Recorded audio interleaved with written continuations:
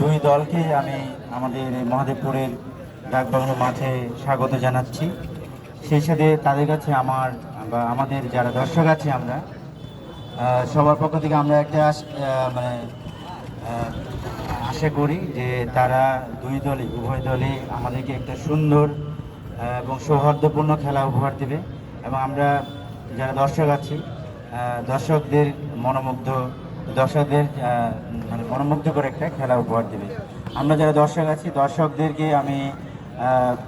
আমাদের পক্ষ থেকে ধন্যবাদ জানাচ্ছি, তারা এসে আমাদের যে এই জন্য উভয় দলের প্রতি আমার অনুরোধ থাকবে আমরা সুন্দরভাবে সুশৃঙ্খলভাবে খেলার যে নিয়মকানুন আছে সেগুলো মেনে আমরা খেলাধুলা করব। আমি বিশেষ করে আমাদের যারা স্বাগতিক আমরা মহাদেবপুরের টিমকে বিশেষভাবে অনুরোধ করব তারা যেন যে আমাদের নিয়ামতপুরের যে টিমটা এসেছে তাদেরকে অতিথি হিসেবে ধরে নিয়ে তাদের সঙ্গে যেন সেইভাবেই আমরা খেলাটা খেলি। আমরা স্বাগতিক, আমাদের দায়িত্ব বেশি, ঠিক আছে, যে খেলাটা যেন